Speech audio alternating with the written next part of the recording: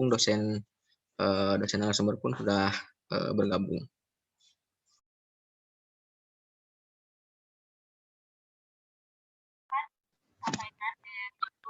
Yang pertama yang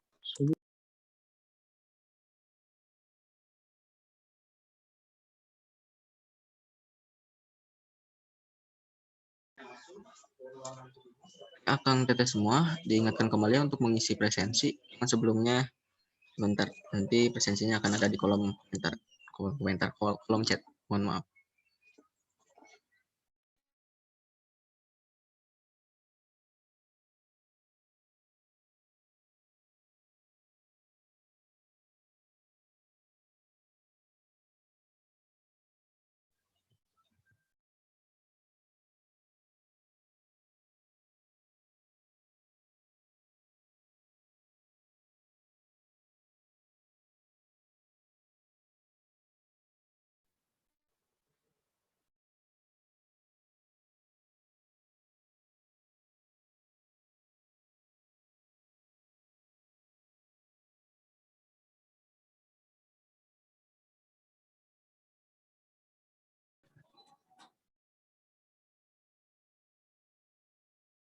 detail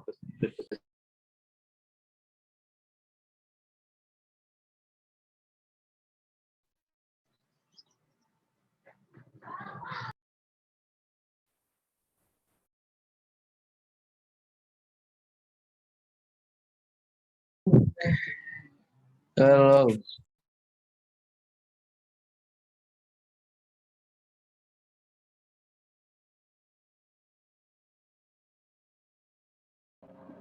Nah, boleh akang teteh semua untuk mengisi link presensi terlebih dahulu ya. Untuk waktunya sekitar 5 menit.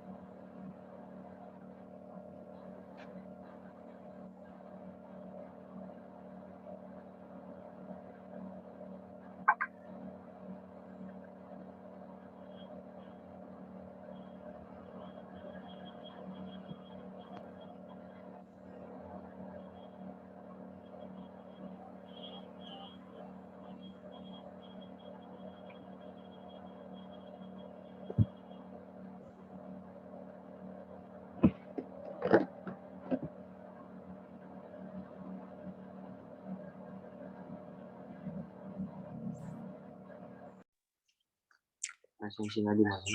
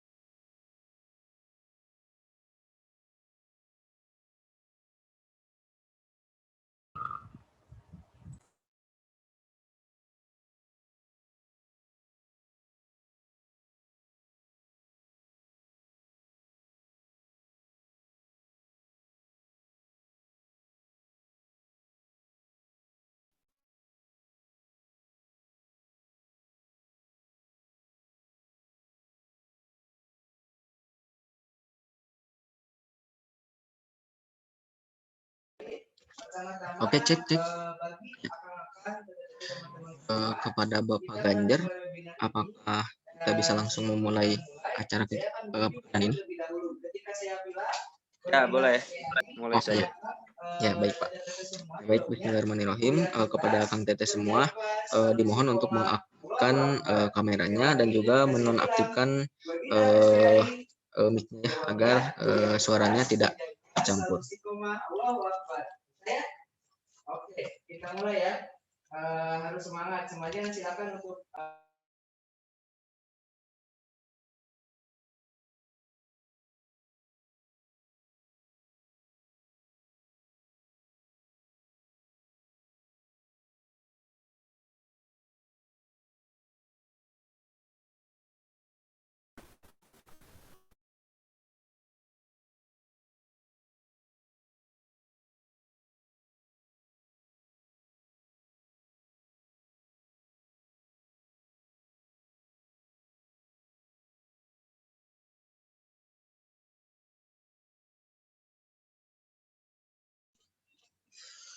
Oke, baik, cek.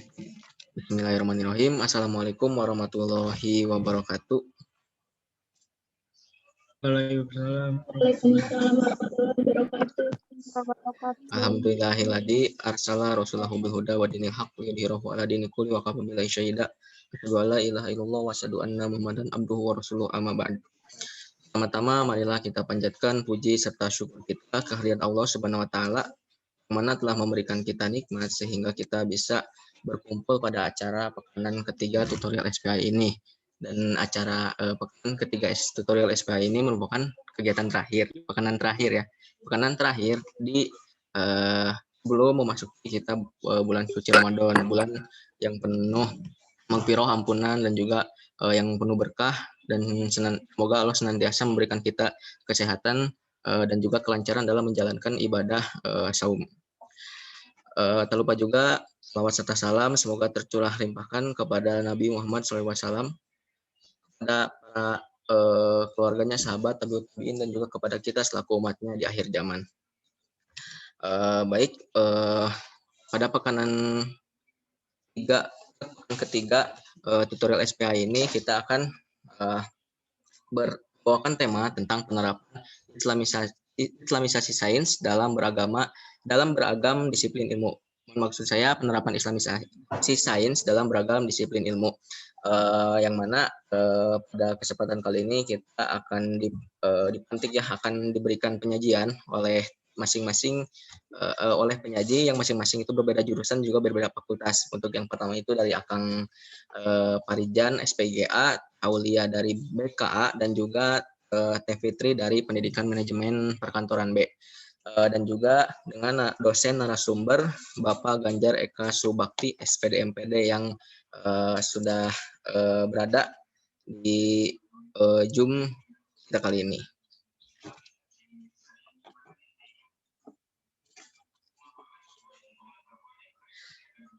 Oke.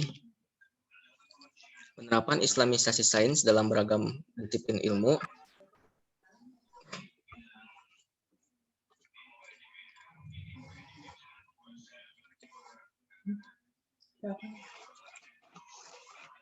Oke. Penerapan Islamisasi sains dalam beragam disiplin ilmu, yang mana munculnya isu Islamisasi ilmu pengetahuan ini adalah sebagai respon atas dikotomi antara ilmu agama dan sains yang dimasukkan barat sekuler dan juga budaya masyarakat modern ke dalam dunia Islam. Kemajuan yang dicapai ilmu modern telah membawa pengaruh yang menakjubkan, namun di sisi lain juga membawa dampak yang negatif karena sains modern barat kering nilai atau terpisah dari nilai agama.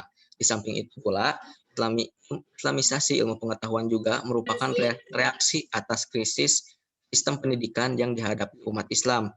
Ini adanya dualisme sistem pendidikan Islam dan pendidikan modern sekuler, mana itu dapat membingungkan umat Islam.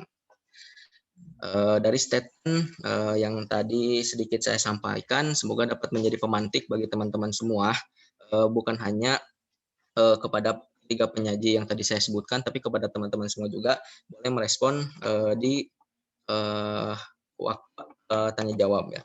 Nanti setelah pemaparan ketiga penyaji dari masing-masing akan ketiga yang telah saya sebutkan. Oke, selanjutnya kita akan berfokus langsung saja kepada penyajian yang pertama. Penyaji ini akan dibawakan langsung oleh Akang Parijan Januar Rizky dari SPIGA. Kepada Akang Parijan, apakah sudah berada di lokasi? Ya Kang, sudah Kang. Berada di Zoom. Oke.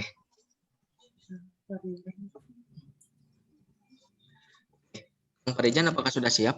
Sudah Kang. Oke. Akang Parijan,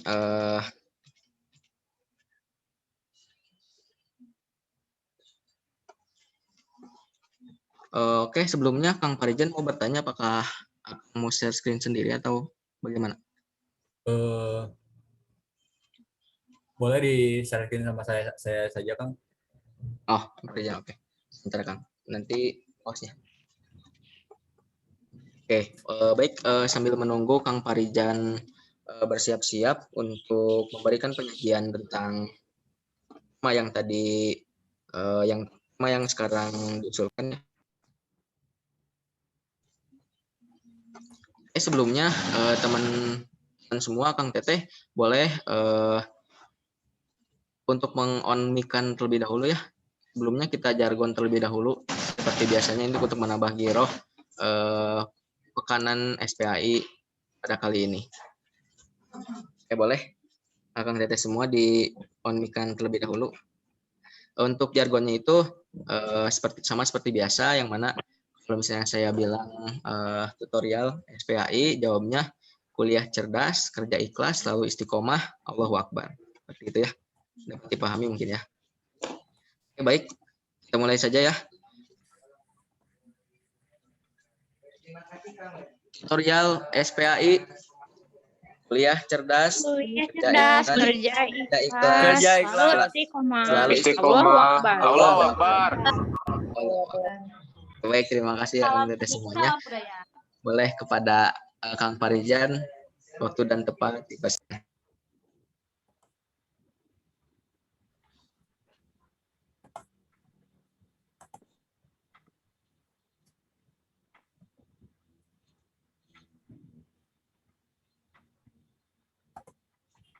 Punten Kang, udah muncul share screen-nya Kang? Bentar Kang. Barusan tiba-tiba keluar sendiri bentar. Belum Kang. Kalau di sini. Kang, apa dari situ bisa share screen? Soalnya jadi gak bisa ya. Barusan keluar, tiba-tiba keluar pas share screen. Oh ya, sebentar ya.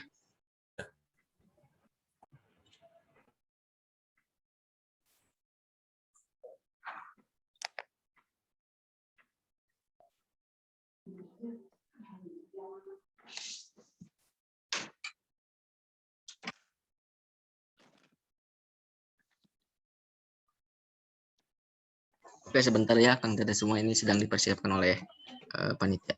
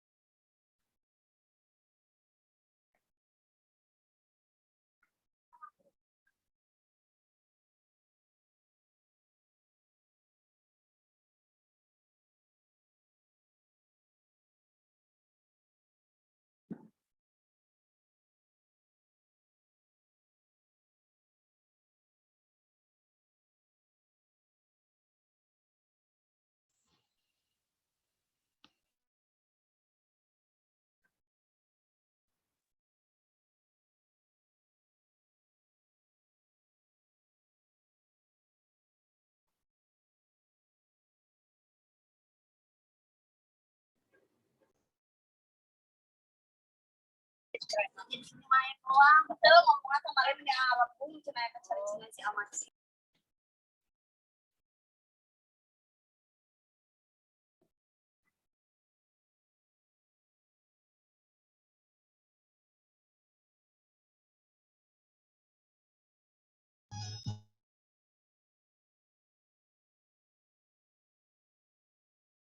Kang Teteh semua, apakah sudah terlihat screen-nya? Terlihat Kang. Terlihat ya. Kang Farijan.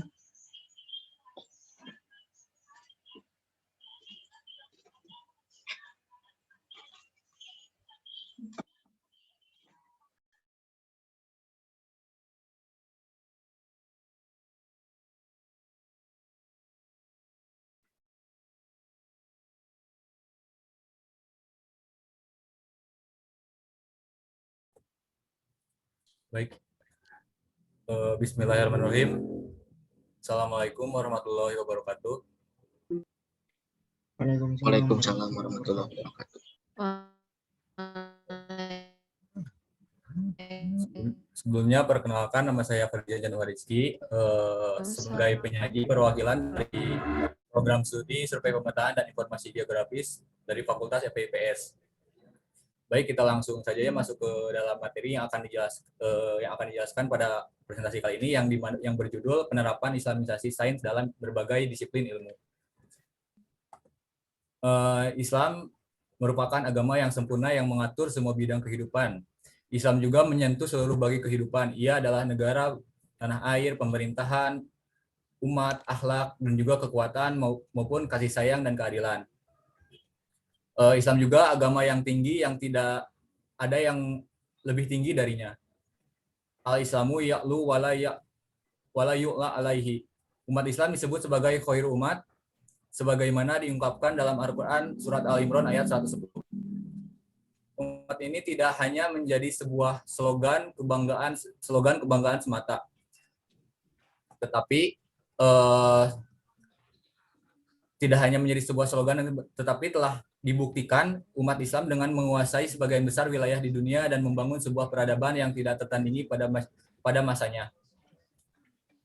Ketika orang-orang Eropa masih tenggelam dalam peradaban yang teramat gelap gulita, dunia Islam telah menjadi pusat peradaban, sebagaimana yang menerangi seluruh dunia dengan cahaya gilang gemilangnya. Pengertian Islamisasi untuk ilmu pengetahuan ini juga secara jelas telah diterangkan oleh Al-Atas, yaitu pembebasan manusia dari tradisi magis, mitologis, animistis, budaya nasional yang bertentangan dengan Islam, dan juga dari belenggu paham sekuler terhadap pemikiran dan bahasa. Islamisasi juga pembebasan akal manusia dari keraguan dugaan atau mungkin suzon, argumentasi kosong, dan juga menuju keyakinan akan kebenaran yang mengenai realitas spiritual dan juga materi. Kemudian ada sejarah untuk Islamisasi sains dalam berbagai disiplin ilmu, yang dimana Islamisasi ilmu pengetahuan ini pada dasarnya telah berlangsung sejak permulaan Islam hingga zaman kita sekarang ini. Wahyu yang pertama diturunkan kepada Nabi secara jelas menegaskan bahwa Islamisasi ilmu pengetahuan pada dasarnya telah berlangsung sejak permulaan Islam hingga zaman sekarang. Pada sekitar abad ke-8 Masehi, pada masa pemerintahan Daulah Bani Abbasiyah, proses Islamisasi ilmu pengetahuan ini berlanjut secara besar-besaran, yang dimana dengan dilakukannya penerjemahan terhadap karya-karya dari Persia dan Yunani yang kemudian diberikan pemaknaan ulang yang disesuaikan dengan konsep agama Islam. Di samping itu pula, para ilmuwan melakukan analisis kritis dan bahkan melakukan rekonstruksi terhadap pemikiran para filosofi Yunani. Salah satu karya besar tentang usaha Islam atau usaha Islamisasi adalah hadirnya karya Imam Al-Ghazali Tahawuf yang bernama Tahafut Al-Falasifah. Dalam buku tersebut, Imam Al-Ghazali telah menangkal para filsuf Yunani dalam bidang metafisika. Beliau tidak menyerang dengan membuang filsafat sebagai sistem berpikir, namun melainkan hanya meluruskan tradisi kebanyakan filsuf yang menurut beliau dapat meracunkan akidah umat Islam. Nah, ide Islamisasi ini juga merupakan ilmu pengetahuan yang dimunculkan kembali oleh Syed Hussein, yang dimana beliau ini adalah seorang pemikir Muslim Amerika kelahiran Iran. Beliau juga menyadari akan adanya bahaya sekularisme dan juga modernisme yang mengancam dunia.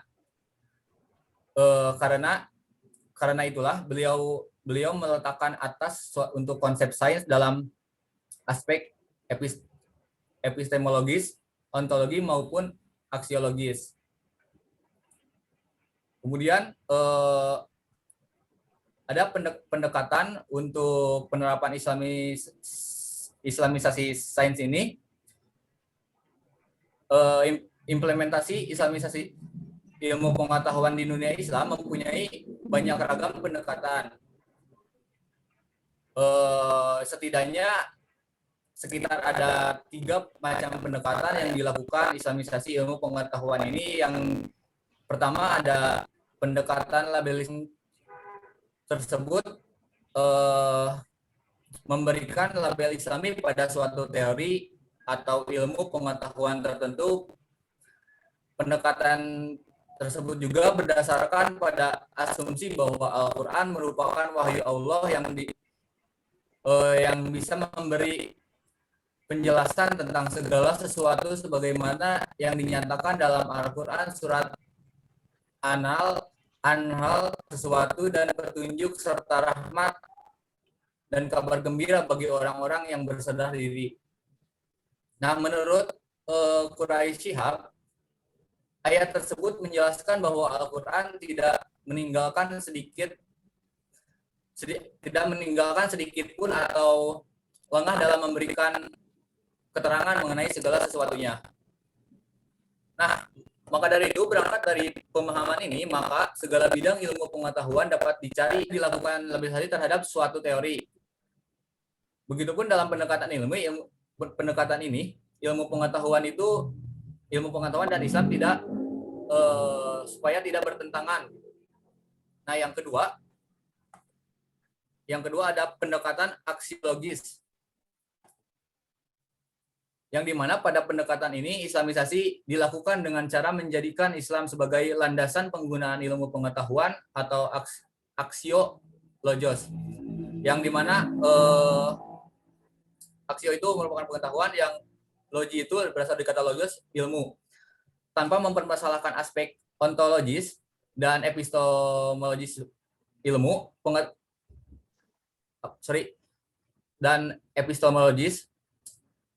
ilmu pengetahuan tersebut. Dengan kata lain, tidak dipermasalahkan. Yang dipermasalahkan adalah orang yang menggunakan ilmu pengetahuan tersebut.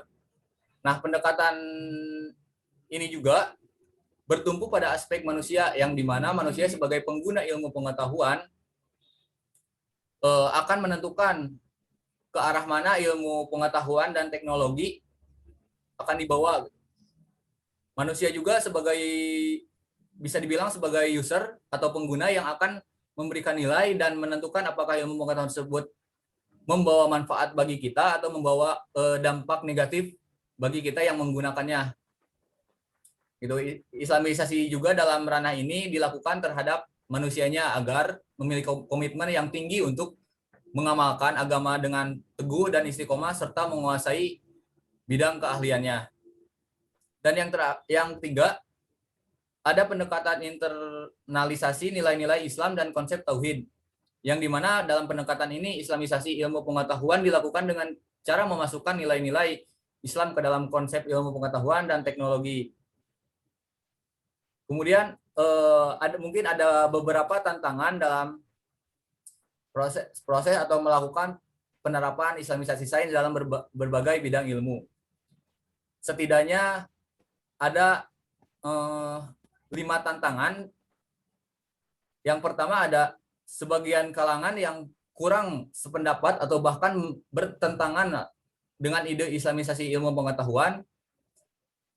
Pihak yang kurang sependapat atau yang menentang ide Islamisasi tersebut menganggap bahwa gerakan Islamisasi ini hanya sebuah euforia sesaat untuk mengobati sakit hati dan inferiority kompleks karena ketertinggalan yang sangat jauh dari peradaban Barat maupun budaya Barat, gitu. Sehingga gerakan ini hanya membuang-buang waktu dan tenaga, dan seiring berjalannya waktu, maka gerakan ini akan semakin melemah. Mereka yang menentang ide ini percaya bahwa semua ilmu itu sudah Islami, gitu. Karena apa? Karena yang menjadi sumber utamanya itu yaitu Allah Subhanahu wa taala sendiri, gitu. Sehingga mereka sangat sanksi dengan pelabelan Islam atau bukan Islam pada segala ilmu pengetahuan. Yang kedua, adanya berbagai kalangan dari para ahli yang kurang sependapat atau bahkan menentang juga ilmu dari pengetahuan. Dan yang ketiga, adanya tantangan globalisasi yang dimana sampai saat ini terus berkembang dengan seiringnya berjalannya waktu, perkembangan teknologi komunikasi dan juga informasi semakin menyuburkan materialisme dan gaya hidup hedonisme mungkin yang bisa dibilang untuk pada zaman sekarang, dan konsumeritis yang boros akan segala hal. Hal ini juga berimplikasi pada memudarnya idealisme kepada setiap orang dan juga semangat mewujudkan islamisasi ilmu pengetahuan khususnya untuk kaum muslimin. Yang ketiga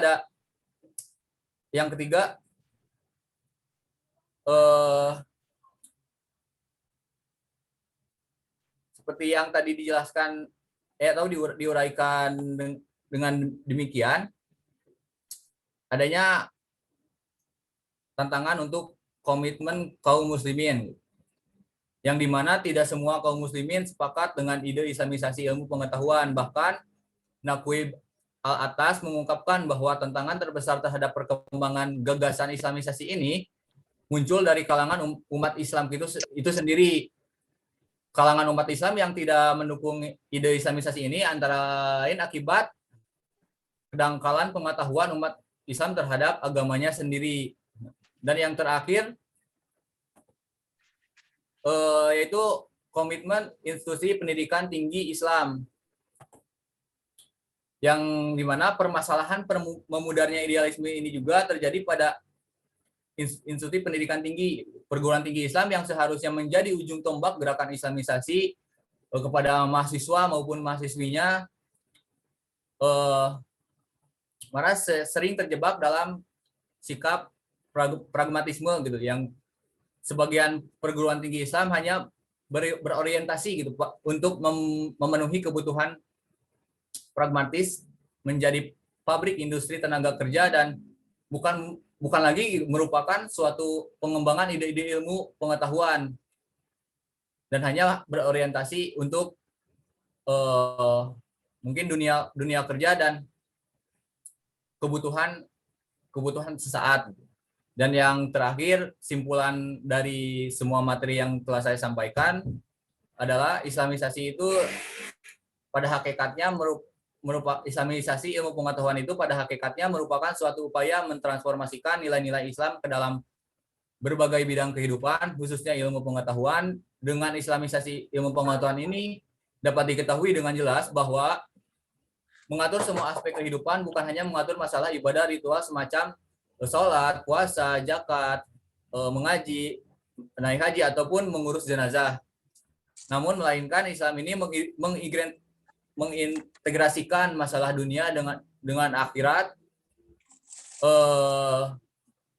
menyintesiskan iman, ilmu, dan juga amal, memadukan zikir dengan fikir, atau bisa dibilang singkatnya Islam ini mengintegrasikan nilai-nilai transcendental ke dalam segi-segi kehidupan duniawi, kehidupan sehari-hari kita, sebagaimana menjalankan kehidupan sehari-hari dengan syariat-syariat Islam, termasuk ilmu pengetahuan dan juga teknologi informasi maupun komunikasi. Mungkin demikian materi yang saya sampaikan. Mohon maaf apabila banyak kekurangan atas materi yang saya sampaikan. Mohon maaf juga apabila ada perkataan yang tidak jelas yang saya sampaikan. Atas perhatiannya saya ucapkan terima kasih. Wassalamualaikum warahmatullahi wabarakatuh. Waalaikumsalam warahmatullahi wabarakatuh. Baik, terima kasih kepada Kang Parijan yang telah menyajikan sajiannya tentang penerapan islamisasi sains dalam berbagai disiplin ilmu yang tadi sungguh sangat dapat kita simpulkan itu ya bahwasannya islamisasi ilmu pengetahuan itu pada hakikatnya itu merupakan transportasi ilmu di bidang agama ataupun ilmu di bidang umum yang mana diintegrasikan dengan Islam gitu, dan juga menyangkut dalam semua aspek kehidupan. Baik, terima kasih kepada Kang Parijan. Untuk selanjutnya ada penyajian yang kedua, yaitu dari Teh Aulia Rahmah Sabilah ya, dari bimbingan konseling A kepada Teh Sabila. Apakah sudah siap? Sudah siap, Kang. Oke, untuk PPT-nya ini. Ya, oke. Baik, kepada Teh Sabila Aulia Rahmah, dipersilahkan. Ya, terima kasih. Bismillahirrahmanirrahim. Assalamualaikum warahmatullahi wabarakatuh. Waalaikumsalam warahmatullahi wabarakatuh. Sebelumnya, perkenalkan terlebih dahulu, nama saya Aulia Rahmah Sabila, perwakilan dari Bimbingan Konseling A 2018. Saya akan menyampaikan materi mengenai penerapan Islamisasi sains dalam berbagai disiplin. Pertama yang akan kita bahas adalah konsep Islamisasi sains. Konsep Islamisasi sains yang paling mendasar dan menyentuh akar permasalahan sains adalah Islamisasi yang berlandaskan paradigma Islam. Ide ini disampaikan pertama kali secara sistematis oleh Syekh Muhammad Naqib Al-Atas. Menurut Al-Atas, tantangan terbesar yang dihadapi kaum muslim adalah ilmu pengetahuan modern yang tidak netral telah merasuk ke dalam praduga-praduga agama, budaya, dan filosofis yang berasal dari refleksi kesadaran dan pengalaman manusia barat. Nah, mohon maaf suaranya. Sekarang gimana suaranya? Apakah masih terdengar kecil? Jelas deh. Udah. Masih kecil tanya. Masih kecil. Sebentar. Kalau sekarang gimana?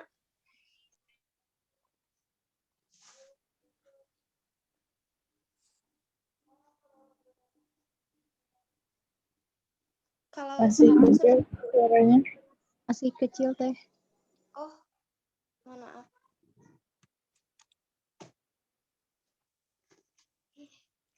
Sebentar dulu.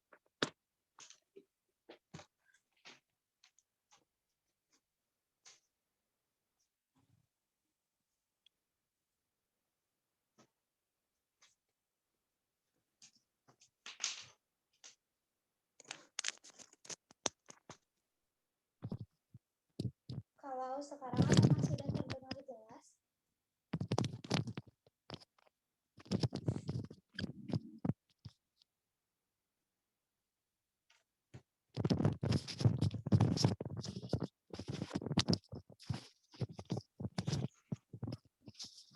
Awal suaranya makin kecil.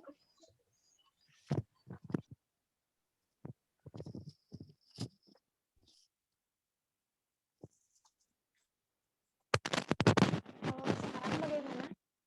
Apakah sudah terdengar jelas?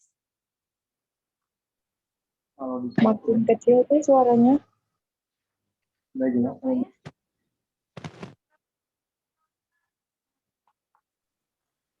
Kalau pakai headset nggak? Kalau pakai coba dilepas aja. Headsetnya. Gimana sekarang suaranya? Jelas.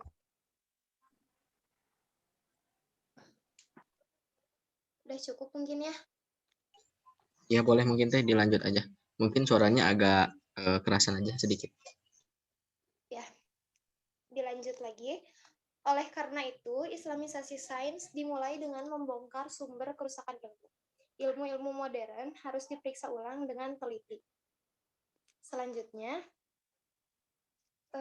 aplikasi dari Islamisasi sains, yaitu terfokus kepada bagaimana Islam sebagai fundament nilai yang mengikat sains, atau bagaimana pemahaman sains dapat meningkatkan kadar iman dan takwa terhadap Sang Khalid. Di sini dibuat istilah Islamisasi sains ke dalam kedua kategori, yaitu Islam to Science dan Science to Islam. Nah, dasar pemikiran tersebut berangkat dari 5 ayat dalam surat Al-Alaq, di mana terkandung di dalamnya dorongan untuk membaca ayat-ayat kauniyah di alam. Dengan ilmu pengetahuan manusia pun dianugerahi kemampuan analisis untuk mengurai rahasia di balik semua fenomena alam. Kompilasi pengetahuan itu kemudian didokumentasikan dan disebarkan melalui tulisan yang disimbolkan dengan pena. Nah, pembacaan ayat-ayat kauniyah ini akhirnya melahirkan sains. Ada astronomi, fisika, kimia, biologi, geologi, ilmu sosial, agama, dan sebagainya. Selanjutnya di contohnya, yang pertama ada rumusan Pancasila, pembentukan anggota Dewan MPR dalam ilmu ketatanegaraan, karena semua sila dirumuskan berdasarkan dalil. Yang kedua ada teori klasik, yang menyatakan alam ini terdiri dari 4 unsur, yaitu tanah, udara, api, dan air.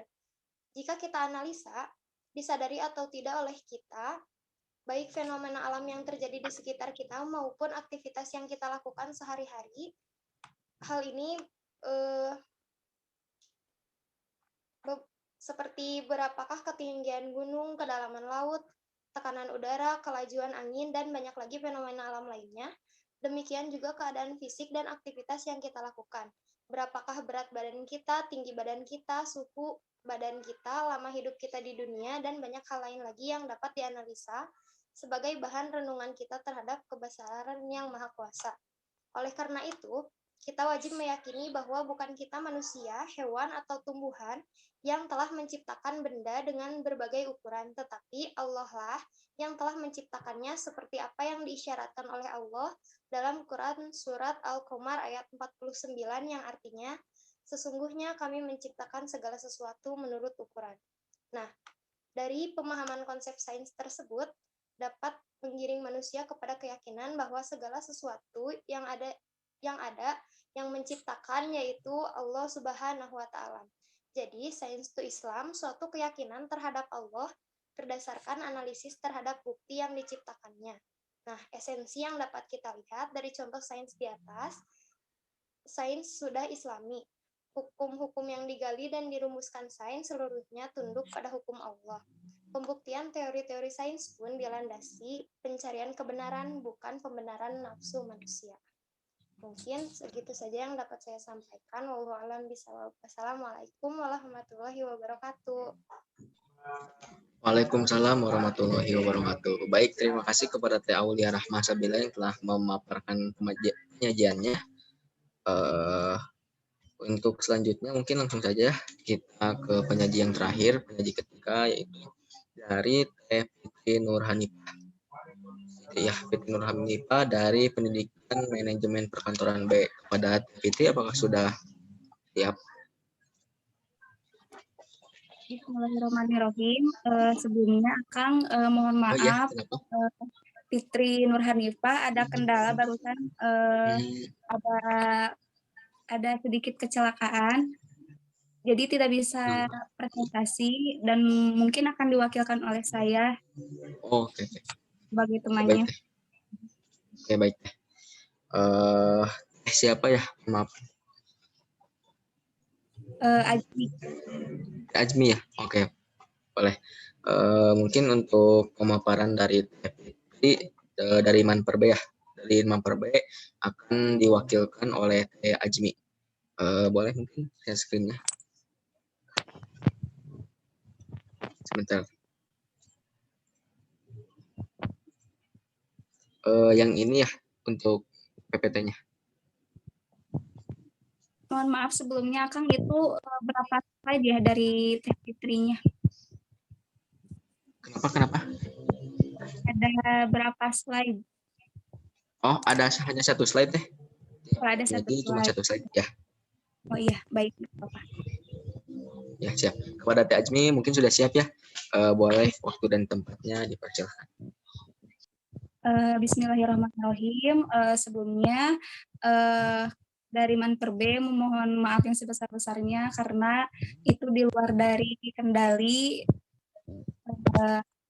dan mungkin di sini saya akan menjelaskan secara umum saja apa yang bisa saya jelaskan. Nah, tadi kan udah disebutkan ya teman-teman oleh Akang sebelumnya dan Teteh sebelumnya bagaimana proses islamisasi itu, bagaimana sejarahnya, bagaimana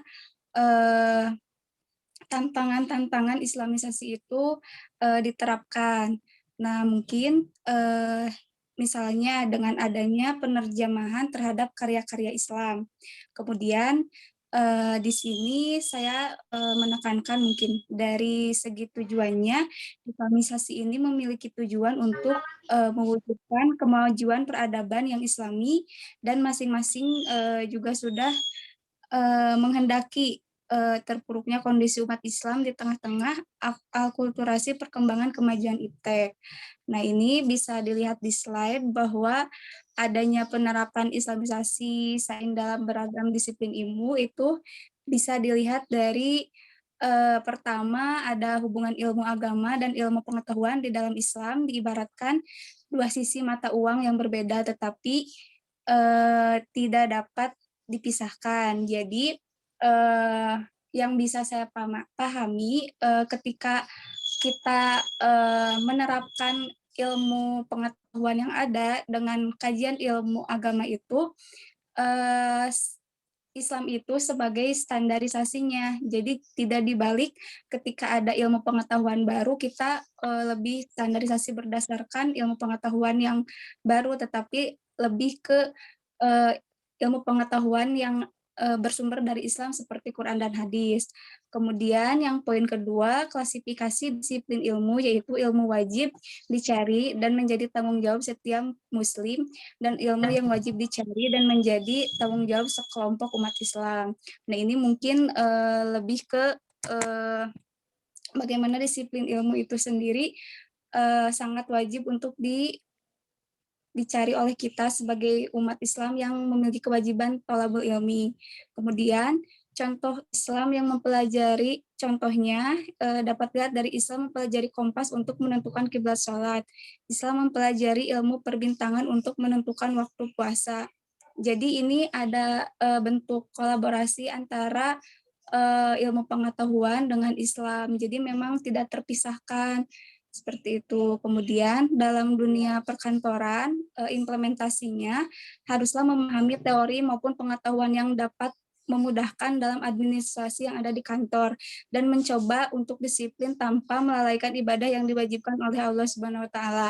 Nah, ini mungkin lebih ke implementasi dari ilmu pengetahuan yang diajarkan di misalkan di prodi kami manajemen perkantoran, kami belajar tentang ilmu perkantoran dengan berbagai disiplin ilmunya, dengan manajemennya, dengan disiplin untuk menerapkan segala pengetahuannya, tetapi kami tidak melupakan esensi kami untuk beribadah. Jadi tetap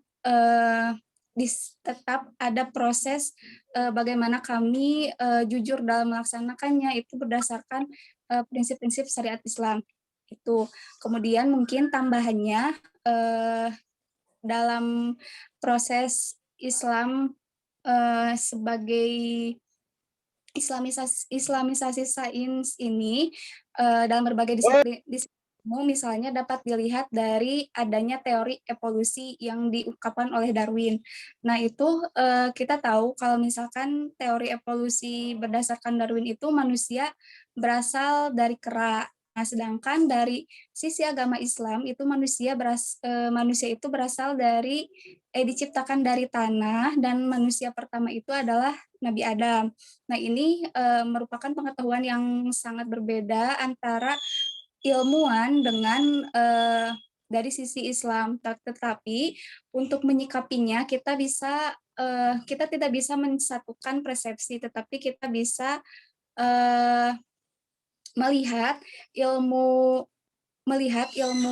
antara Islam yang memandang Nabi Adam sebagai manusia pertama itu lebih memandang ke sana gitu. Sedangkan untuk yang ilmuwan berdasarkan Darwin itu perlu diteliti lebih jauh lagi karena berbeda dasarnya. Ketika Islam itu berdasarkan pada Al-Quran, dan untuk teori Darwin itu berdasarkan pengamatannya. Jadi tidak bisa disatu persepsikan. Jadi memang kesimpulannya mungkin untuk melihat ilmu pengetahuan itu, ilmu pengetahuan yang terbaru dengan Islam itu disandingkannya bagi umat muslim itu lebih ke melihat dari Al-Quran dan hadis sebagai tumpuannya. Jangan menjadikan ilmu pengetahuan terbaru langsung dipercaya begitu saja. Jadi perlu beberapa kali verifikasi dari disiplin ilmu itu sendiri.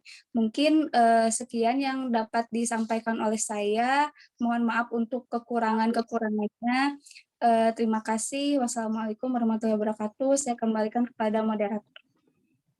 Baik, Waalaikumsalam warahmatullahi wabarakatuh. Terima kasih kepada Azmi yang telah memaparkan pemaparannya tentang penerapan Islamisasi sains dalam berbagai disiplin ilmu.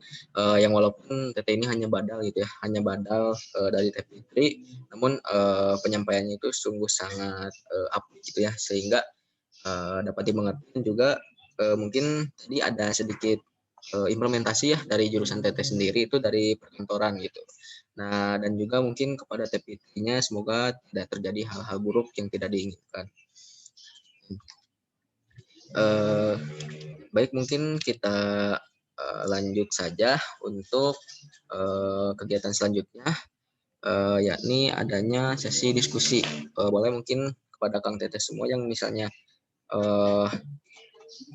ingin mengajukan pertanyaan kepada para penyaji, dipersilahkan. Oh, mohon maaf sebelumnya karena ada keterbatasan waktu, saya di sini hanya membatas untuk 2 orang saja seperti itu. Boleh kepada Kang Tet yang mau tanya, jangan lupa nanti di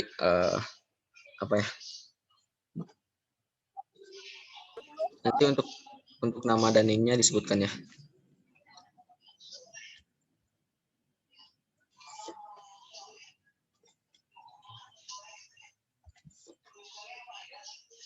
Boleh untuk Akang Teteh semua, ada yang ingin bertanya?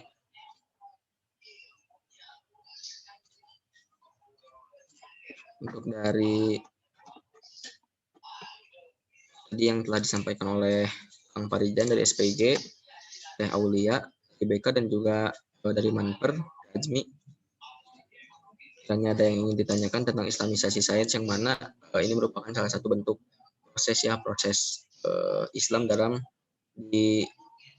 proses Islam dalam disiplin ilmu gitu. Jadi ilmu kan ada ilmu sekuler gitu ya, ilmu sekuler, ilmu barat gitu, yang mana belum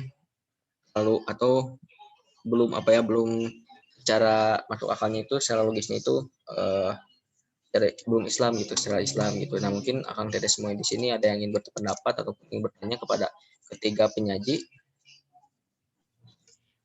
Izin bertanya kan? Boleh sebentar. Siapa ya?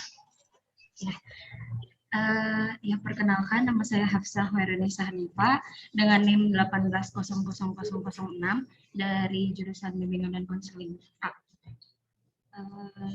Ya, izin bertanya ya, khususnya kepada Kang Farizan tadi, di dalam materinya disebutkan bahwa tantangan Islamisasi sains itu ada diantaranya adanya kalangan yang menentang gitu ya ide asimilasi Islamisasi dalam ilmu pengetahuan. Nah, biasanya ya izin pertanyaannya, biasanya yang kontra itu seperti apa sih gitu, menentang apanya gitu. Nah, apakah mungkin mereka belum mengetahui mungkin benefitnya ya, manfaatnya gitu dari Islamisasi di dalam sains ini, seperti itu kan. Terima kasih. Baik, terima kasih Teh Hafsah atas pertanyaannya. Kepada Kang Farijan, apakah dapat dipahami pertanyaan dari Teh Hafsah? Ya Kang, dapat dipahami, tapi sebentar ya untuk menjawab pertanyaannya. Ya, boleh saya kasih waktu mungkin untuk menjawab. Sambil menunggu Kang Farijan menjawab, boleh untuk 1 orang penanya lagi? Persilakan. Oh, enggak. Boleh Teh. Sebelumnya mohon maaf, saya kamera. Perkenalkan, nama saya Mudina dari Prodi Manajemen Kantoran. Yang ingin saya tanyakan kepada Teh Aulia. Materinya diberikan yang pertama adanya perumusan Pancasila yang membentuk anggota MPR. Kalau saya tidak salah, pertanyaan saya, bisa tolong dijelaskan dapur yang dirujuk dalam pembuatan perumusan Pancasila tersebut. Terima kasih. Oke, dari Teh Maya. Terima kasih Teh Maya, namun mohon maaf ini pertanyaannya untuk disampaikan kepada siapa? Kepada siapa?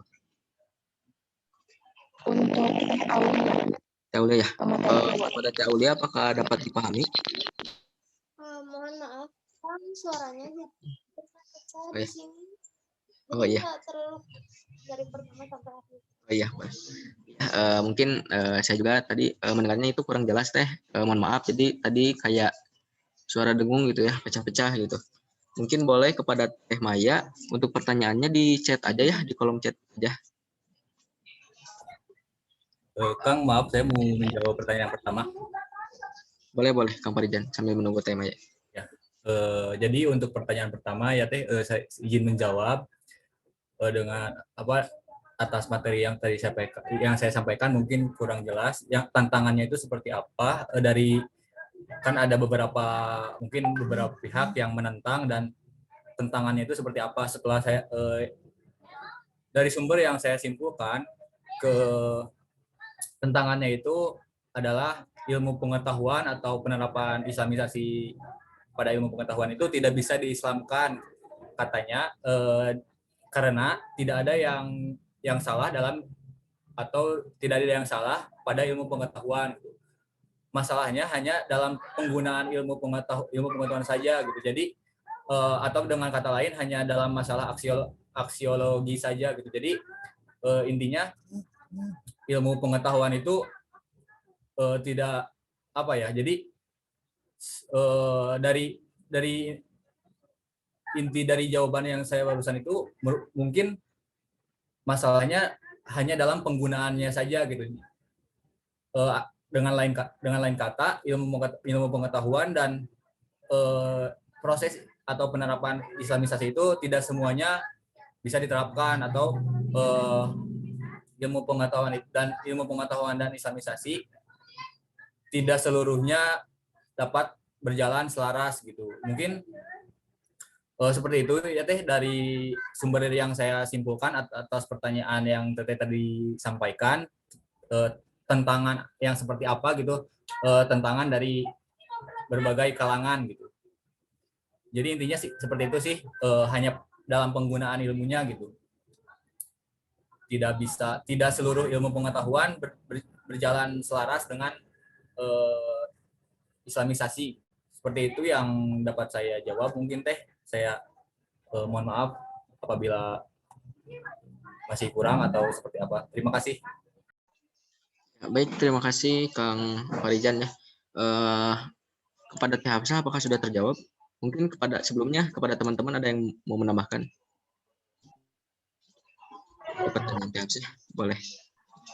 Sudah terjawab, terima kasih. Oke, baik. Terima kasih Teh Hafsah dan juga Kang Farijan yang telah menjawab. Selanjutnya kepada Teh Aulia, apakah sudah siap untuk menjawab pertanyaan dari Teh Maya? Sebentar, Kang. Boleh.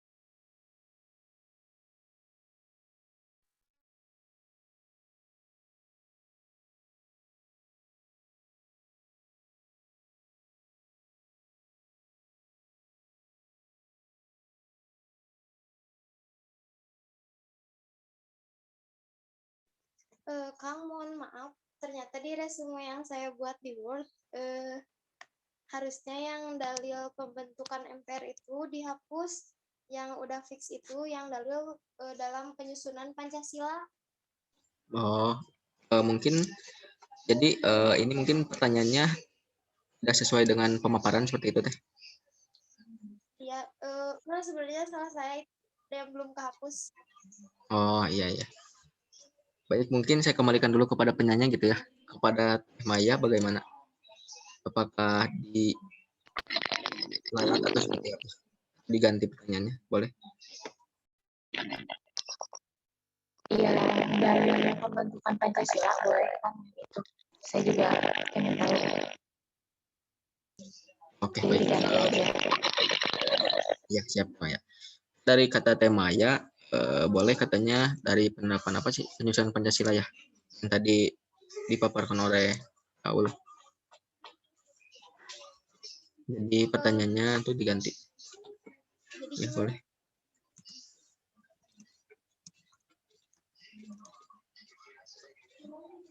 Jadi mungkin tidak menjadi untuk membentuk anggota MPR gitu ya. Oh, jadi Tapi yang tadi dijelaskan oleh Aul. bisa dilihat contohnya ini ya. Di sila pertama kan disebutkan ketuhanan yang Maha Esa. Hal tersebut terdapat korelasinya dengan ayat Al-Quran dalam Quran surat Al-Ikhlas yang di dalamnya itu menjelaskan tentang keesaan Allah. Selanjutnya, seperti sila selanjutnya yang kemanusiaan yang adil dan beradab. Dalam sila kedua ini, jadi Pancasila membawa konsep manusia yang beradab untuk membangun peradaban dan menghapuskan kebiadaban. Nah, hal ini juga sepaham dengan ajaran agama Islam yang senantiasa mencerahkan peradaban manusia. Sebagaimana firman Allah dalam Al-Hujurat ayat 13, yang artinya, hai manusia, sesungguhnya kami menciptakan kamu dari seorang laki-laki dan perempuan, dan menjadikan kamu berbangsa-bangsa dan bersuku-suku supaya kamu saling mengenal. Sesungguhnya orang yang paling mulia di antara kamu di sisi Allah, ialah orang yang paling bertakwa di antara kamu. Sesungguhnya Allah Maha Mengetahui lagi Maha Mengenal. Nah, sila selanjutnya yaitu Persatuan Indonesia. Dalam sila ketiga ini, Pancasila membawa konsep bangsa Indonesia yang menjaga persatuan dan kesatuan, apapun kondisinya. Hal ini juga selaras dengan ajaran agama Islam, yakni menjaga dan mempererat ukhuwah, seperti firman Allah dalam Quran surat Al-Hujurat ayat 10, yang artinya sesungguhnya orang-orang mukmin adalah bersaudara. Karena itu, damaikanlah antara kedua saudaramu dan bertakwalah kepada Allah supaya kamu mendapat rahmat. Sila keempat, yaitu kerakyatan yang dipimpin oleh hikmat kebijaksanaan dalam permusyawaratan perwakilan. Nah, dalam sila keempat ini, Pancasila membawa konsep musyawarah dalam setiap kondisi untuk menyelesaikan permasalahan. Hal ini juga sejalan dengan ajaran agama Islam yang mengedepankan musyawarah dibandingkan perdebatan, seperti dalam firman Allah dalam Quran surat Ali Imran ayat 159, yang artinya, maka disebabkan rahmat dari Allah lah kamu berlaku lemah lembut terhadap mereka. Sekiranya kamu bersikap keras lagi berhati kasar, tentulah mereka menjauhkan diri dari sekelilingmu. Karena itu, maafkanlah mereka, mohonkanlah ampun bagi mereka, dan bermusyawarahlah dengan mereka dalam urusan itu. Kemudian, apabila kamu telah membulatkan tekad, maka bertakwalah kepada Allah. Sesungguhnya Allah menyukai orang-orang yang bertawakal kepada-Nya. Nah, di sila yang terakhir yaitu keadilan sosial bagi seluruh rakyat Indonesia. Nah, dalam sila kelima ini, Pancasila membawa keadilan dan persamaan dalam seluruh lini bagi segenap bangsa Indonesia. Hal ini juga senada dengan ajaran agama Islam yang begitu menekankan prinsip keadilan dan equality dalam kehidupan. Nah, Nabi Muhammad SAW memahami benar bahwa masyarakat Arab harus menghilangkan ketidakadilan sosial dan harus menghapuskan kelas-kelas yang mempunyai hak istimewa di dalam masyarakat. Beliau menganggap bahwa dirinya sendiri pun sebagai umat manusia yang biasa, sebagaimana sabdanya, sesungguhnya itu adalah manusia sebagaimana kamu semua, laki-laki dan wanita, majikan dan hamba sahaya, serta raja dan rakyatnya mempunyai hak yang sama di hadapan Allah dan hukum. Nah, dengan kata lain, semua orang itu memiliki hak sosial yang sama. Hal ini cukup terlihat dalam sholat yang biasa dilakukan sehari-hari ketika orang berkedudukan rendah dan tinggi, kaya dan miskin, berdiri berdampingan di hadapan Zat yang Maha Tinggi. Di bawah sistemnya, seorang budak memperoleh hak yang sama sebagai warga negara dan sebagai manusia yang merdeka. Hal ini sebagaimana disebutkan dalam firman Allah Subhanahu wa taala dalam Quran surat Al-Hujurat yang sudah disebutkan tadi. Mungkin begitu saja yang dapat saya sampaikan. Mohon maaf bila ada kesalahan. Oke, baik. Terima kasih Teh Aulia atas jawabannya. Kepada Akang Teteh semua, apakah ada yang ingin menambahkan? Kalau tidak ada, mungkin saya kembalikan kepada penanya, kepada Teh Maya, apakah sudah puas dengan jawaban dari Teh Aulia? Sudah sangat jelas. Terima kasih. Oke, baik. Terima kasih kepada Teh Aulia yang sudah menjawab dan juga Teh Maya yang telah bertanya. Mungkin untuk sesi diskusi kali ini dicukupkan saja untuk 2 penanya saja.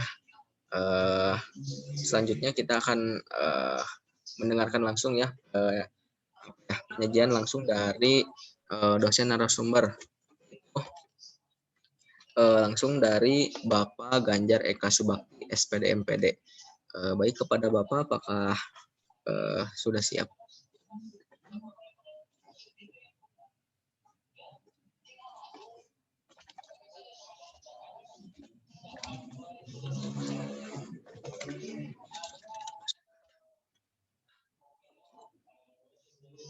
Ya, baik.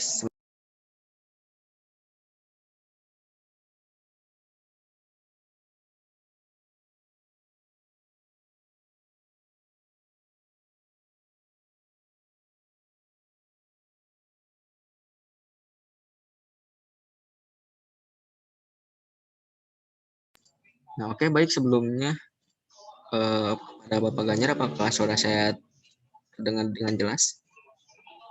Iya, mohon maaf barusan keluar sendiri. Lempar, ya Bapak. Boleh mungkin Bapak untuk sesi selanjutnya itu ada materian dari Bapak. Oh, oke. Saya coba share screen ya. Oh ya, boleh Bapak. Enggak.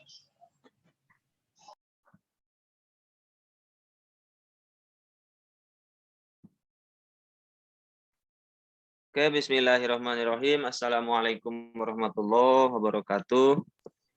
Waalaikumsalam. Innal hamdalillah nusolli wa nusallimu ala Rasulillah la nabiyya ba'dah wala haula wala quwata illa billah. Alhamdulillah pada kesempatan kali ini kita masih bisa berkumpul ya walaupun di dunia maya ini, semoga lah kita dalam keadaan sehat walafiat, walaupun tadi sempat ada ya satu pemateri yang kena musibah. Semoga saja khususnya Fitria siapa ya yang kena musibah, umumnya mungkin teman-teman kita juga, saudara kita, keluarga kita yang sedang diuji baik fisik maupun ruhaninya. Semoga saja hal tersebut menjadi penebus atau ya penebus berbagai macam doa-doanya. Luar biasa pematerian yang dijelaskan sama teman-teman Anda. Demikian hanya pertanyaan serta jawabannya. Sedikit saya mungkin hanya akan menguatkan saja ya sebelum terlempar lagi. Kebetulan di daerah saya lagi hujan ini. Tentang islamisasi sains ya. Walaupun tadi secara umumnya sudah dijelaskan juga sama teman-teman Anda. Jadi yang saya ketahui ada 5 konsep tentang islamisasi sains itu.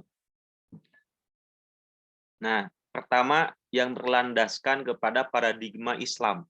Ini memang cukup agak berat gitunya, apalagi tentang paradigma.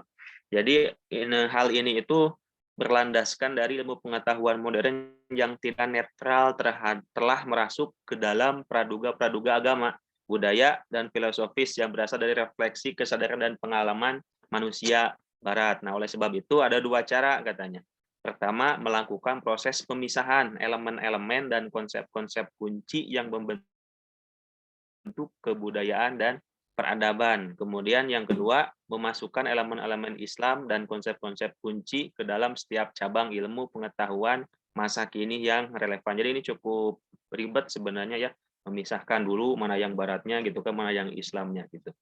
Kemudian ada juga yang kedua itu yang mungkin tadi sudah sedikit dibahas ya sama teman Anda tentang konsep dari Ismail Al-Faruqi melalui proses integrasi. Nah, yaitu mengintegrasikan sains barat dengan ilmu-ilmu Islam.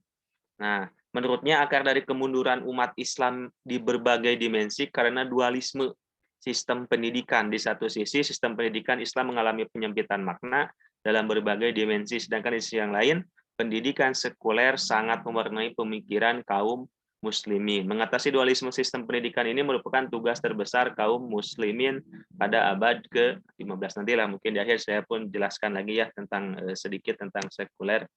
Nah, kemudian ini tahap-tahapannya. Tahap-tahapan dari Al-Faruqi. Pertama harus menguasai disiplin-disiplin modern dulu gitu kan. Karena kalau tidak tahu disiplin modern ya gimana kita mau mengintegrasikan Islam gitu kan, bahasa Islam. Yang kedua ya selain kita menguasai disiplin-disiplin modern atau ilmu-ilmu modern, kita pun harus menguasai khazanah Islam. Nah, kemudian yang ketiga, menentukan relevansi Islam yang spesifik pada setiap bidang ilmu pengetahuan modern. Kemudian yang keempat, mencari cara bagaimana gitu kan melakukan sintesa kreatif antara khazanah Islam dengan khazanah ilmu pengetahuan modern. Jadi bagaimana cara memasukkannya? Kan ada yang bisa, ada yang tidak gitu kan. Nah, bagaimana kalau yang tidak caranya? Ya kita harus berpikir kreatif di sana. Kemudian yang terakhir, mengarahkan pemikiran Islam ke lintasan-lintasan yang mengarah pada pemenuhan pola rancangan Tuhan. Jadi ya tauhidullah gitu. Jadi bukan hanya PAI saja gitu kan. Di BK pun, kemudian di SAIG pun gitu kan, apalagi di SAIG gitu kan tentang kegeografian mungkin ya. Wah, itu lebih dahsyat lagi. Jadi jadikan itu sebagai petunjuk. Nah, kemudian yang selanjutnya sebagai pendekatan sakralisasi. Yang ketiga ya, pendekatan sakralisasi. Ide ini dikembangkan pertama kali oleh Sayyid Hussein Nasr. Baginya sains modern yang sekarang ini bersifat sekuler dan jauh dari nilai-nilai spiritualitas, sehingga perlu dilakukan sakralisasi. Sains sakral atau sains dibangun di atas konsep semua agama sama pada level esoteris atau level batin gitunya. Padahal islamisasi sains seharusnya dibangun di atas kebenaran Islam. Sains sakral menafikan keunikan Islam karena menurutnya keunikan adalah milik semua agama. Sedangkan islamisasi sains menegaskan keunikan ajaran Islam sebagai agama yang benar. Nah, kemudian yang keempat, pendekatan instrumentalistik, yaitu pandangan yang menganggap ilmu atau sains hanya sebagai alat saja gitu. Artinya sains terutama teknologi gitu kan sekedar alat untuk mencapai tujuan, tidak memperdulikan sifat dari sains itu sendiri selama ia bermanfaat bagi pemakainya. Nah, islamisasi di sini adalah bagaimana umat Islam menguasai kemajuan yang telah dikuasai Barat. Jadi mungkin ini sedikit menyinggung ke pertanyaan pertama kalau tidak salah ya, yang kontra itu terhadap islamisasi sains bagaimana? Mungkin ini salah satunya. Jadi ketika misalnya kita, apalagi nih generasi milenial gitu kan, yang melek terhadap teknologi, kan masih banyak ya pemikiran sepuh-sepuh kita yang masih kolot, nggak mau saya menggunakan ini gitu kan, ini bid'ah bla bla bla gitu. Nah, kalau menurut pendekatan instrumentalistik, apapun itu selama bermanfaat ya boleh-boleh saja gitu. Jadi nggak ada yang katanya bid'ah selama itu hasanah gitu kan, selama itu baik. Kalau misalnya kita takut bid'ah gitu kan, kalau misalnya orang tua Anda takut bid'ah, ya sudah ke kampus jangan pakai motor, jangan pakai mobil, pakai ontak saja gitu kan. Pakaian ya pakai gamis saja misalnya gitu kan, enggak gitu. Jadi selama alat tersebut gitu kan memang bermakna, memang berguna, apalagi untuk kemajuan Islam, apalagi untuk jihad gitu kan, lillah ya itu diperbolehkan dalam pendekatan instrumentalistik. Nah, kemudian yang terakhir nih yang kelima, konsep justifikasi. Nah, maksud justifikasi adalah penemuan ilmiah modern, terutama di bidang ilmu alam, diberikan justifikasi atau pembenaran melalui ayat Al-Quran maupun Al-Hadis. Metodologinya adalah dengan cara mengukur kebenaran Al-Quran dengan fakta-fakta objektif dalam sains modern. Nah, biasanya saya mungkin termasuk orang yang melakukan hal seperti ini. Contohnya ya, saya kasih contoh di sini ada. Nah, ini nih. Ini tentang proses hujan ya. Saya rasa kita sudah belajar tentang proses hujan ini, di mana ketika itu air kan menguap ke atas, masuk ke awan, awan itu digiring sama angin ke daratan, sudah di daratan, awan bergumpal-gumpal, mendung, turunlah hujan. Nah itu kan, dan ini sebenarnya sudah kita pelajari mungkin masih ketika SD, SMP, ataupun ya kemarin sore lah ketika SMA gitu. Dan ternyata hal ini sudah ada dalam Al-Quran 14.000 tahun yang lalu. Kan luar biasa ya Al-Quran. Nah ini, boleh dicek Quran surat ke-30 ayat 48. Allah dialah yang mengirim angin gitu kan. Jadi lalu angin itu menggerakkan awan. Jadi kan asalnya awan itu di tengah laut gitu ya, digiring sama angin ke daratan. Kemudian membentangannya di langit menurut yang dikehendakinya dan menjadikannya bergumpal-gumpal. Jadi benar kan? Lalu kamu lihat hujan keluar dari celah-celahnya. Maka apabila hujan itu turun mengenai hamba-hambanya yang dikehendakinya, tiba-tiba mereka menjadi gembira gitu kan. Jadi sebenarnya hujan itu gembira, tapi sekarang kenapa ya? Hujan malah takut gitunya, banjir dan sebagainya. Ya, kembali lagi kepada kita mungkin itu ya. Ya dengan kehidupan kita, buang sampah sembarangan dan lain sebagainya. Kemudian ini pun sama. Ini saya rasa kita baru tahu sekarang gitu kan. Bahkan saya pun baru tahu ya dari media sosial gitu kan, bahwa ternyata ada gitu ya api di bawah lautan. Nah, ini ya lava katanya. Nah, ini pun sama, ternyata ada lava di bawah lautan. Nah, ini baru-baru ini muncul sebuah fenomena retakan di dasar lautan yang mengeluarkan lava. Dan lava ini menyebabkan air mendidih hingga suhunya lebih dari 1000 derajat Celcius. Ya lava kan namanya juga kan, 1000 derajat Celcius. Dan untuk mendidihkan air 100 derajat Celcius saja cukup ya, ini 1000 derajat lebih. Nah, kemudian meskipun suhu lava tersebut luar biasa tingginya, ia tidak bisa membuat air laut menguap. Ya, dan walaupun air laut ini berlimpah luas, namanya juga laut ya. Kalau saya bermada bukan laut ya. Air laut kan luar biasa banyaknya. Dan air laut pun tidak bisa memadamkan si lava. Jadi luar biasa seimbangnya gitu. Satu sisi si lava tidak bisa mendidihkan air laut, sisi yang lain laut pun tidak bisa memadamkan si lava. Dan ini sudah ada dalam Al-Qur'an. Ada laut yang di dalam tanahnya ada api gitu kan. Bahkan dalam hadis tidak ada yang mengarungi lautan kecuali orang yang berhaji, berumrah atau orang yang berperang di jalan Allah. Sesungguhnya di bawah lautan terdapat api dan di bawah api terdapat lautan. Tetapi kita ternyata baru percaya sekarang gitu. Kenapa? Karena dulu mungkin teknologinya belum sampai ke sini. Dan lagi-lagi gitu kan, biasanya orang yang menemukan hal seperti ini ya orang-orang barat gitu. Padahal sekali lagi 14.000 tahun yang lalu Al-Qur'an sudah menyebutkan gitu. Tapi mungkin ya ilmunya belum kesampaian. Nah, ini pun sama ya, katanya ada sungai ataupun ini pun sama gitu. Sungai juga. Nah, dan ini pun ya ada suratnya. Dia membiarkan dua lautan mengalir yang keduanya kemudian bertemu. Antara keduanya ada batas yang tidak dilampaui masing-masing. Maka nikmat Tuhan yang manakah yang kamu dustakan? Pasti tahu ya surat apa ini. Karena ada kata-kata terakhir. Ya, ini pun sama gitu ya dengan yang tadi. Dan dialah yang membiarkan dua laut yang mengalir berdampingan. Yang ini tawar lagi segar dan yang lain asin lagi pahit. Dan dia jadikan antara keduanya dinding dan batas yang menghalanginya. Jadi kayak ada dinding saja. Ini luar biasa. Dan mungkin kita baru tahu ketika ada ketika ada perahu ke sini gitu kan. Ketika belum ada kita nggak tahu sampai benar-benar ada ke situ. Nah, itu ya sedikit tentang justifikasi gitu yang biasanya kalau saya menjelaskan suka menggunakan ini karena ya benar juga gitu kan. Ketika sekarang katanya ada seorang ilmuwan, saya lupa lagi ilmuwan mana ya, tumbuhan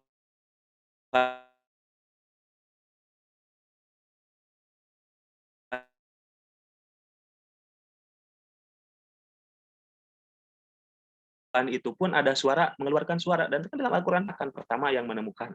Belum lagi yang lainnya lah dalam hal geografi misalnya gitu kan, ketika kita semakin tinggi seperti ke gunung kan, maka oksigen akan semakin menipis, dan itu benar kan, bolehlah ditanya bagi seorang pendaki gitu kan, ataupun geografi gitu kan, gunung itu kan kayak sebuah pasak ya, patok gitu, pasak mungkin ya. Jadi ketika gunung itu cuma 2000, jadi itu makin panjang sebenarnya, dan itu benar gitu kan. Boleh Anda tanyakan ke anak geografi dan lain sebagainya lah. Itu hal-hal tentang islamisasi sains. Nah, terakhir bahwasanya ada dua anggapan tentang islamisasi sains ini gitu kan, tentang sekuler juga, bahwasanya Islam itu tidak bisa disatukan dengan berbagai macam disiplin ilmu, baik IPA, IPS, seni, olahraga, dan lain sebagainya. Walhasil bagaimana Ya sekarang sudah ketahuan gitu kan, tidak sedikit mungkin ya pejabat kita saja, menteri-menteri kita yang hajinya mungkin sudah puluhan kali setiap tahun berhaji tapi anggarannya korupsi. Kenapa? Karena itu tadi, ya udah PAI mah atau agama mah di masjid saja urusannya gitu kan. Kalau ini ya urusan kerja beda lagi. Nah, itu yang tidak boleh. Kita sudah dirasuki dengan pemikiran sekuler. Jangan sampai seperti itu. Padahal Islam ini ya, Islam ini masuk menyatu dengan berbagai disiplin ilmu, baik itu IPA, IPS, seni, olahraga gitu kan, apalagi olahraga gitu kan, al-jismul quwwah, bahwasanya salah satu bagian dari keimanan itu adalah kan mempunyai tubuh yang sehat, yang kuat gitu kan. Bahkan Rasul saja ya sehat gitu kan, Umar saja sehat, kuat gitu. Kesenian ya banyak sekali seni qiraat gitu kan dan lain sebagainya. Jadi sebenarnya Islam masuk ke berbagai macam disiplin ilmu. Bahkan dalam keseharian pun kan, dari bangun tidur sampai tidur lagi, Islam mengatur itu semua. Ketika bangun tidur kan bagaimana kita berdoanya, kemudian ketika mau ke WC atau ke jamban kan kaki mana dulu, kaki kiri kan, kalau mau ke toilet. Ada doanya, udah beres, keluar kaki kanan gitu kan. Ada doanya juga, makan ada doanya pakai tekan mana gitu kan, ketika makanan banyak sebelah mana dulu yang harus diambil, itu kan hal yang sepele gitu kan, apalagi pada berbagai macam disiplin ilmu, pada kehidupan, pada politik, ekonomi dan lain sebagainya. Demikian hanya ketika masuk masjid kaki mana dulu, kan sebaliknya, masjid akan kaki kanan bacakan doa, keluar kaki kiri bacaan doa. Jadi intinya bahwasanya sekali lagi Islam itu masuk ke berbagai disiplin. Jadi jangan memisahkan, saya mah ada jurusan saik, apa hubungannya? Justru jadikan ilmu Anda ini sebagai penguat keyakinan Anda bahwa Islam itu benar gitu. Fisika, biologi gitu kan. Apalagi psikologi misalnya kan tentang psikologian, bahwasanya manusia itu kan bukan hanya membutuhkan dari aspek jasmani saja, aspek rohani pun harus ada asupannya. Apa? Yaitu tadi dengan adanya agama, dengan adanya Tuhan. Dalam artian ketika kita misalnya stres gitu kan, nanya ke teman, apa kata teman? Sabar gitu kan. Kayak ada sebuah video viral kan, ada yang mau ada yang mau bunuh diri, ada satpam datang gitu kan, Bu jangan bunuh diri, sabar Bu, sabar gitu kan. Itu kan stres gitu, dia nggak punya sesuatu dalam dirinya atau keimanan. Makanya di sana kita punya asupan. Kita harus punya asupan, yakni ya keimanan tadi atau aspek. Jadi itu dalam aspek misalnya BK atau aspek psikologi dan lain sebagainya. Dalam artian sekali lagi Islam, karena Islam agama yang fitrah, pasti masuk ke berbagai disiplin ilmu ya. Saya rasa itu.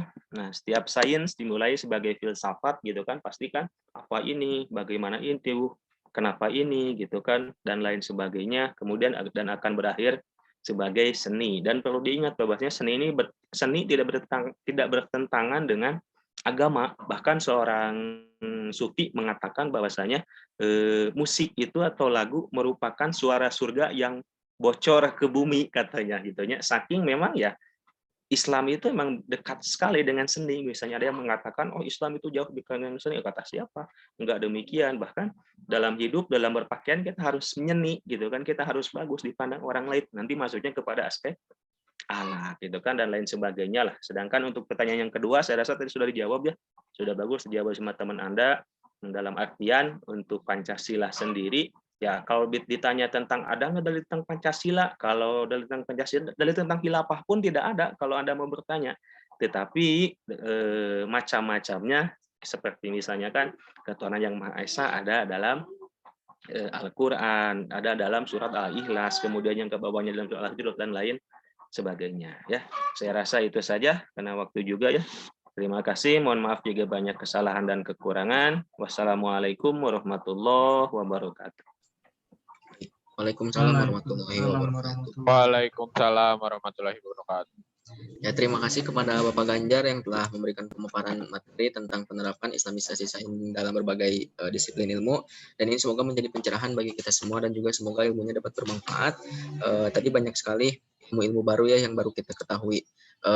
Baik, selanjutnya sebelum saya tutup, saya di sini ingin memaparkan sedikit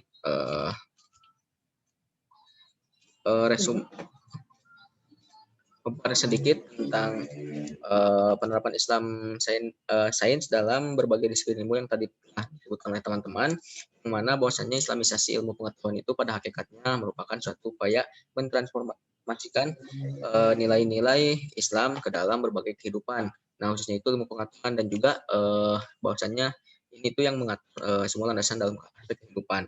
Juga konsep Islami sasi sains yang paling mendasar dan menyentuh akar permasalahan sains adalah islamisasi yang berdasarkan pada paradigma Islam. Dan juga tadi telah dijelaskan oleh Bapak Ganjar bahwasannya dalam penerapan justifikasi di situ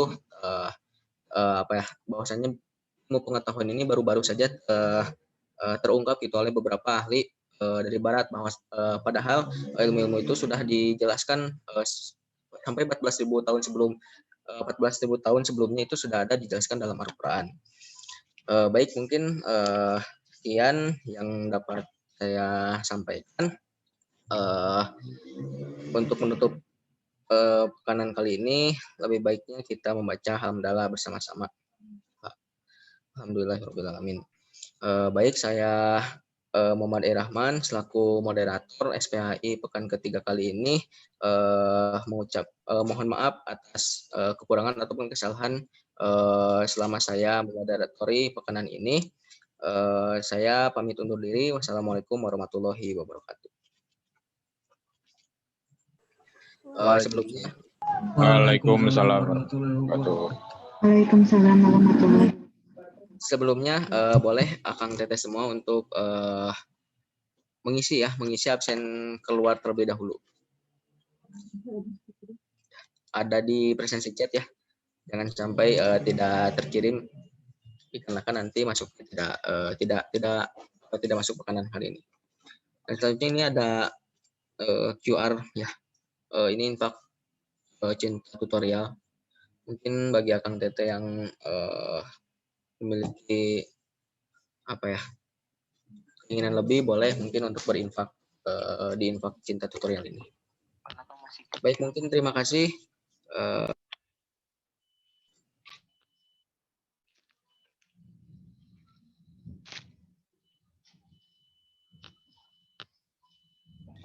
Baik, mungkin terima kasih.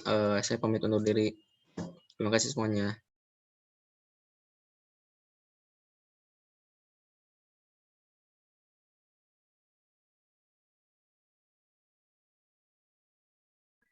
Terima kasih moderator dan panitia, mantap. Terima kasih semuanya. Jangan lupa isi presensi ya.